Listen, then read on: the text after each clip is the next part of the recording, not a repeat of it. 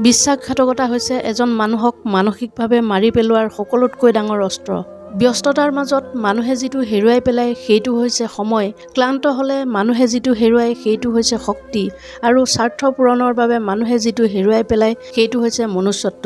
আমাৰ সকলোৰে জীৱনলৈ কেতিয়াবা এনে এক মুহূৰ্ত আহে যিটো নীৰৱ হৈ চাই থকাৰ বাহিৰে আমাৰ ওচৰত কৰিবলৈ আৰু একো উপায় নাথাকে।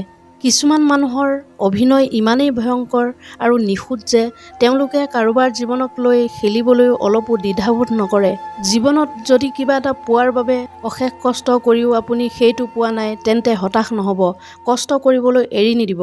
কিছুদিন অপেক্ষা কৰিব লাগিব ঠিকেই, কিন্তু আপোনাৰ জীৱনলৈও এদিন ভাল দিন আহিবই।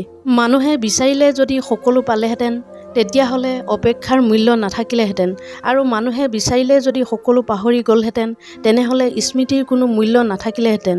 অপেক্ষাত যি আনন্দ আছে প্ৰাপ্তিত সেই আনন্দ নাই। কিবা এটা পাই গ'লে মনত জাগে হেৰুৱাই পেলোৱাৰ ভয়। জীৱনত কেতিয়াবা কেতিয়াবা আপুনি কষ্ট ভোগ কৰিবলগীয়া হয়। ইয়াৰ অৰ্থ এইটো নহয় যে আপুনি বেয়া। আপুনি সেইবাবে কষ্টত ভোগে কাৰণ আপুনি বুজি নাপায় ক'ত আৰু কেতিয়া ভদ্ৰতাক পকেটত ভৰাবলগীয়া হয়। কিবা এটা হেৰাই গ'লে যিমান কষ্ট হয় তাতোতকৈ বেছি কষ্ট হয় আপোন মানুহবোৰ সলনি হৈ গ'লে। প্ৰয়োজন আৰু প্ৰিয়জনৰ মাজত বহুত বৃহৎ ব্যৱধান আছে। আপুনি কাৰ প্ৰয়োজন আৰু কাৰ প্ৰিয়জন সেইটো বুজিবলৈ গ'লে বাস্তৱতাৰ নিষ্ঠুৰ মায়াজালত আপুনি নিজকেই হেৰুৱাই পেলাব লাগিব। জীৱনত যদি সুখ শান্তি বিচাৰে তেন্তে বেছি আশা নকৰিব। জীৱনত যি আছে তাকে লৈ সন্তুষ্ট থাকক। যুগ অথবা সময়ৰ প্ৰভাৱত যি ৰাস্তাৰে দৌৰিছে সেই ৰাস্তাৰে নগৈ নিজৰ আগ্ৰহৰ বিষয়টোৰ পিছত দৌৰক, তেতিয়াহে সুখী হ'ব পাৰিব। সকলোতকৈ মূল্যৱান বস্তুটো হৈছে সময়। যি সময়ৰ সঠিক ব্যৱহাৰ কৰে তেওঁক হেৰুৱাব পৰা শক্তি এই জগতত নাই। জীৱনৰ জটিল সময়বোৰ অকলে পাৰ কৰিবলগীয়া হয় কাৰণ মানুহে মানুহৰ কষ্ট দেখিলে কেৱল উপভোগ কৰিবহে জানে। একাগ্ৰতা অনুভৱ কৰা কিছুমান মানুহ খুবেই অসহায় কাৰণ তেওঁৰ কাষত সকলো থাকে কিন্তু নিজৰ বুলিবলৈ কোনো নাথাকে। এই অনুভৱটো আনক বুজাবও নোৱাৰি, ক'বও নোৱাৰি। কোনো পুৰুষে যদি কোনো নাৰীক নষ্ট কৰিব বিচাৰে তেনেহ'লে তেওঁ সেই নাৰীৰ সৈতে ভালপোৱাৰ অভিনয় কৰে, কাৰণ এজন মানুহ সকলো ঠাইতে জিকিব পাৰিলেও এগৰাকী পুৰুষৰ ওচৰত তেওঁ সদায় হাৰিবলগীয়া হয়। কোনোবাই অলপ ভাল ব্যৱহাৰ কৰিলেই, কোনোবাই মৰমেৰে কথা এটা ক'লেই যি গলি যায় তেওঁৰ জীৱনত দুখৰ শেষ নাই। শব্দৰ ব্যৱহাৰত সদায় গুৰুত্ব দিব। শব্দৰ সমান শক্তি এই জগতত একো নাই। শব্দ একেটাই হ'ব পাৰে, কোনে ক'ত কেতিয়া সেই শব্দ ব্যৱহাৰ কৰিছে তাৰ ওপৰতে সকলো নিৰ্ভৰ কৰে। যেনে চৰি, যদি আপুনি কাৰোবাৰ সৈতে কাজিয়া কৰাৰ পিছত কয় তেন্তে সেই কাজিয়াৰ শেষ, আৰু যদি সেই একেটা শব্দ ডক্তৰে কয় তেতিয়া বুজিব জীৱন শেষ। ঘৰৰ মানুহে যেতিয়া শত্ৰুতা কৰে তেতিয়া মানুহে সকলোতকৈ বেছি কষ্ট পায়, কাৰণ বাহিৰৰ শত্ৰুৱে আমাক একো কৰিব নোৱাৰে কিন্তু ঘৰৰ শত্ৰুৱে আমাক অসহায় কৰি তোলে। জীৱনত অকলে থাকিবলৈ শিকাটো খুবেই প্ৰয়োজন, কাৰণ জীৱনৰ সকলোতকৈ বেয়া সময়বোৰ আমি অকলে পাৰ কৰিবলগীয়া হয়।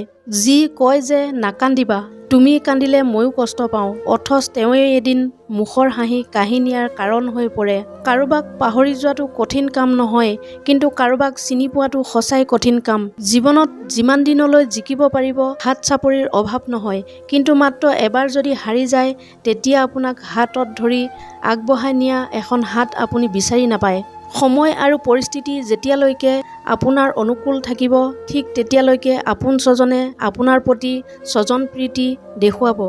এই পৃথিৱীত ইমান মানুহ থকাৰ পিছতো কেৱল নিৰ্দিষ্ট এজনক মিছ কৰা, ফিল কৰা, কল্পনাৰ মাজত ৰাখি তেওঁক গোটেই দিনটো মনৰ মাজত লৈ ফুৰা, এইটো সঁচাই অদ্ভুত আৰু অনন্য সুন্দৰ অনুভূতি।